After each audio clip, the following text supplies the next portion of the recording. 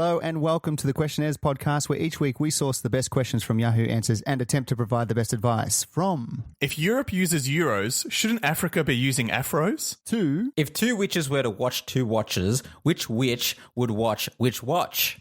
We're here to prove that every question deserves an answer. Joined with me this week, as always, is Marcus. Hello, Tom. And Damien. Season's greetings, Tom. What the fuck was with those intro questions, boys? This is... I just let you guys do your thing, and then suddenly you just come in and which way would a woodchuck chuck, would a woodchuck... We wanted to, throw you out. Like, they were tongue twisters, and we hit them perfectly, and they were more ear benders for you. Ear wigglers. Ear wigglers. I don't know what the hell Marcus is talking about, but sure, let's say that's what we were going for. Yeah. It's the one thing that I like to keep a surprise for myself. I never like to know what the intro questions are, and you guys do all the heavy lifting in that sense, and then I do all the editing and everything else, so I think it evens out. You do all the heavy lifting in all of the other aspects of the podcast. We just bring some questions. That's about it. and even then, Tom is still disappointed with what we brought to the table, so not a good start. One small job, yet I'm just not impressed. Yeah, no. Well, trying to be more positive, how's the lockdown be for you guys? What's the week brought for you? What's been going on? I will say I've just been living life as usual, just been doing, I've been going into work, I've been coming home and not doing much else of anything. But so I can't really say it feels that different to me. Everything just feels quieter when I'm out. But this is for life's work. Going on, yeah. Of course. I will just say that this is essential travel. I'm not just being careless. I am required to leave the house. Otherwise, I would stay home because I don't know if you guys have seen, you probably not if you haven't left the house, but on the freeways, every sign is basically just like, go home. What the fuck are you doing out here? Don't go to work. It's Stay abusing. home. There's a lot of abuse going on. Like, everywhere you go. That is a perfect segue for something I wanted to share with you guys. Is an email I got for my real estate, my realtor. Yeah. And do you know how obviously the government, those type of messages, they can be quite go home, and they can be authoritative and kind of mean in a way, but in a good way, tough love. Yeah. But then a lot of other companies are sending out emails and we know this is a tough time, so here's 70% off, and treat yourself, right? Yeah. This is the start of an email my realtor sent me, and they need, whoever sent this out for them, they need work on their They need work on their PR game. Is that right? Well, they need to fire this person, maybe.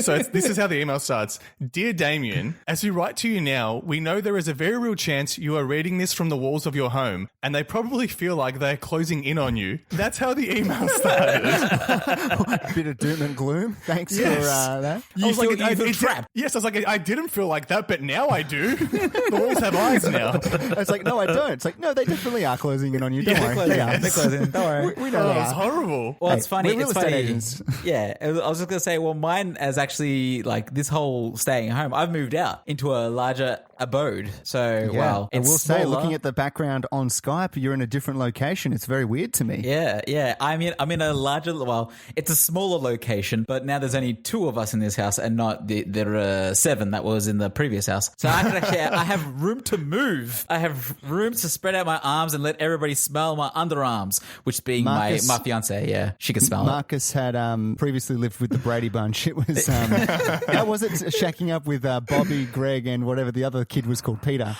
Peter was a little shit, man. He used to get into those cookies all the fucking time. And they were my cookies, Peter. Classic. Can I ask you a quick question, Marcus? Give me quick answers here, all right? Yep. What's one thing you miss about living with the Brady Bunch and one thing you don't miss about living with 7 people? They're probably one and the same thing. It's the sound or the noise of a bustling house. Okay. Yeah. When you wake up when you wake up and you're like, I'm feeling a little bit lonely, there's always someone in the house that you can talk to. You could always hear people talking and downstairs, whatever it is. So that's great. If you're feeling lonely, but when you're trying to go to sleep, that same noise that's going on in the morning is going on at night. And you're like, motherfucker, I just want to sleep right now. That stuff. So it's all one and the same. Did you have a farewell from everybody? Did your friends, or let's call them the Brody Bunch, because you've left the bros behind. Did the Brody Bunch farewell you? Yes and no. We had a night where we had a few drinks together. We ate dinner. It was really nice. We ordered takeout. I was like, oh, this is nice. And then on the day, we sort of I grabbed my last little bits. I hugged everybody, and then I left. That was pretty much my sending off. I've been meaning to go back to actually get like a photo of all of us together, like because that's what we wanted to do. I didn't want to take a photo on the day because I look sweaty from all the moving. So I said, no, I'll come back. And then now that the cops are out in force stopping people for needless travel, which makes sense, understandable. So that's been postponed. Yeah, I would say that photo doesn't sound like essential work. No. And it's not essential, but it'll be nice. It's nice. Maybe it's just Photoshop myself into a photo with them. Yeah, you're just a digital memory now. Oh, well, look, at least we're all sort of shacking in. Damien, you doing all right? Yeah, I am doing all right. I do have a story that I'd love to share with you guys. Should I do it now? I mean, Yes. who cares? We can deal with do it people with now. Yahoo Answers later. Yeah. Probably the highlight for me of being in lockdown is one of my friends recently moved into a house as well. Not Marcus. This is a different friend. You have other friends? You have other friends? I have other friends. That's right. Let it be clear on the record. You've already got a friend that moved. What do you need two for? Yeah. I'm a greedy little bitch, Tom. Give me more.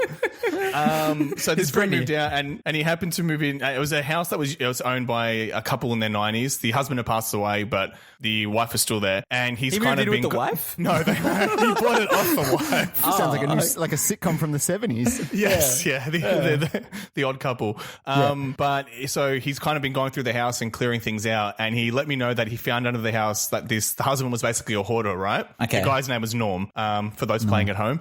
And he found like just all this random building material, and then he found a garbage bag that was full of porn magazines from like the 70s, right? Wow. So like a time capsule, a time fapsule, really. The time fapsule. And then he was speaking to me, and he said, he's like, there are like 8 other like chests under this house, and I'm scared to open them. So I'm going to video call you tomorrow, and I'm going to show you the chest, and you can pick one. Like it's basically like a poor man's version of Deal or No Deal. Like pick a briefcase, right? So I picked this chest. It looked like a sarcophagus. It was huge. Pulled it out. Tutankhamun. And he opened it, right, and there's kind of like some very like innocent looking items, nothing interesting. And then as he was like shuffling through things, he found the biggest butt Dildo? plug I have ever seen in my life.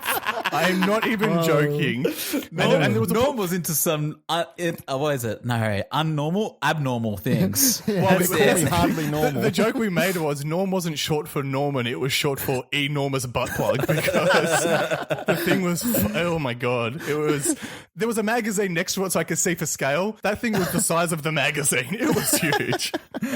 Norm likes to get frisky. Yeah, look, not that I'm shaming. If you want to plug some butts, plug some butts. Hey, how do we get in on this chest revealing? The dildo or no dildo, the hottest new game show. Yeah.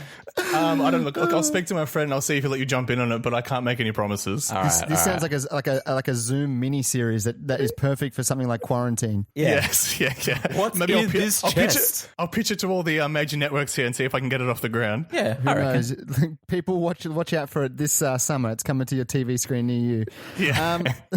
That's enough about isolation. Let's jump into what we're here to do, as we are every week, is answer questions from the website Yahoo Answers. We each find questions from the website. We try to provide some advice to these people to help them on their way. That's how the show works. The other thing we do is we choose a theme for each week to name the question askers. Whose theme is it? It is my theme. All right. Yes. So I recently was moving, as we spoke about before, and I found an item that I was just like, oh, not that I forgot I had it. I just didn't know where I put it. I knew it was somewhere in my room, and I found it. I want our question askers to be named after your favorite memorabilia. I'm sure all of you have some sort of memorabilia that you own, like signed memorabilia or something else like that you really means a lot to you. Oh, interesting. I'm going to have a think about that one, I think, Marcus. Damien? You can have a think. I'm having a think as well, Marcus. I think you've got one in the chamber, so do you want to kick things off? Yeah, Fire away. I do. So this question is going to come from, it's a signed Kevin Smith poster of Clerks 2. Oh, wow. Okay. Wow. Now- Where did you get that from, Marcus? Can I please? I don't know who got me this. No, I know exactly who got me this. Funny story. Tom got me this, Damien. Okay. I worked it out. I mean, Tom was, as good as Tom's acting was, I worked it out that he got it for you. Yeah. Tom got me this movie poster. It actually happened on my 21st birthday, where I had my 21st party all set up, and Tom decided to go to America on the same day as my 21st birthday. Like it was already set in stone. Last minute decision. I spaced on the date. Sorry, Marcus. I put my hand up and say, my bad.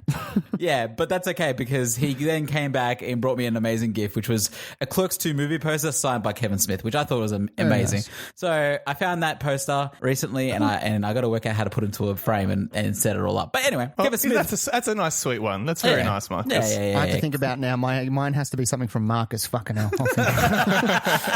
It better. Yeah. All right. So Clerks 2 movie poster writes in is putting a serving size sign next to a food platter on a buffet rude. My wedding is this Saturday and I'm catering my own party. I want to not have to worry about someone serving food, but I don't want people piling up and not having enough. Should I put a serving size sign next to each platter? Or should I just go over every 15 minutes and put more food up? Or just buckle down and find someone or two to serve? Please note, it's a 100-person people wedding. Also, most of it is finger food, mainly stuffed pitas, kappa maki rolls, feta cheese, that sort of stuff. So little things here or there, more finger foods. Clerks 2 movie poster. Damien. It's interesting. I shouldn't do that. For people who can't see, I literally put my hand up and then Tom, like a teacher, said, "Yes, Damien, let's hear from you, boy." I like how he said it. It's just like Thomas is about to say something like, I've got nothing. Damien, go for it. Damien, you go for it. Sorry. Thank you, Mr. T. Thank you. Well, class. No, but I think I don't mind the idea of putting a sign in. I think people would make fun of you for doing it. But I do think when I've gone to weddings that are essentially like serve yourself, that some people take advantage of that. Like I feel like most people are pretty nice and will be like, okay, there's only 10 prosciutto, 10 pieces of prosciutto on the plate. I'll take one or two. Yep. Whereas other people are like, motherfucker, like this is life or death. I need all 10 pieces or I'm going to die. You know what I mean? And then the worst part is that you see them later on with like prosciutto all over their face, like they're like putting on like some face mask of leather face. Exactly. With the they're misdoubtfiring it and they're not even enjoying it. Yeah. Before you go on any further, I just want to say the other day I bought some ham from the deli, just regular honey ham, and I took it home to work. I ate it. Then I realized on the packet she charged me for prosciutto instead of no, which was like 3 or 4 times the price of regular ham. Yeah. And I paid a lot for this honey ham, but anyway, so prosciutto is a little bit of a soft spot for me. It's hitting a nerve. It's delicious though, Tom. That was a cold cut. Yeah. It was a cold cut. I feel for you though, Tom. As an ex-deli worker, that's essentially like telling somebody that they've bought tin and then they've been charged the price of gold for it. That's not right. Yeah. That is not right. That's not how you play cricket. But do you get what I'm saying about the whole thing that some people are really selfish and will just take advantage of the fact that it's serve yourself because they're like, oh, who knows if more prosciutto is going to come out? I've got to make the most of it now. Yeah, exactly. And that's the thing that you always worry when, let's just say you've gone to an event, you've been outside for a little bit, waiting to go inside. You go in, you take a seat, the food finally comes out. You don't know when your next feed's going to be, and you don't know how hungry everyone else is, and there might be one spare piece left after everyone's taken one. Who gets that piece? It's hard to decide. Exactly. Sure. And I also think this is almost like this is like analogous to what's going on with like toilet paper and stuff at the moment, right? There were no rules, there were no quantities, and people lost their goddamn minds and were just like vultures. They were picking the carcasses of the supermarkets. Yeah. I think that applies to the wedding as well. Some people will just take all the TP for themselves. Yeah, exactly. Especially, I think if this person's worried about like serving sizes, either A, go above and beyond with the food so that you don't need to worry about it. But if that you can't afford it, then serving sizes is fine. Damien, I want to ask you, because you're currently planning a wedding. I mean, if everything smooths over in the next 6 months, sure. But yeah. Be nice. Have you decided on like a sort of like on like sharing plates, like all that sort of stuff? Because I've been told by 2 people in my family, one to go serve it like sharing plates and one not to. And I was just like, do individual plates. And I'm like, I'm leaning towards individual plates. I want to know your opinion. Look, it's funny. The serving plates thing, I was kind of like not hesitant about it, but until I saw it until I went to weddings that had it, Yeah. I'm like, oh, this is fine. It doesn't really feel that much different to having your own plate. Yeah. But my choice was easy because we didn't have the option at our wedding place. It is plates for everybody.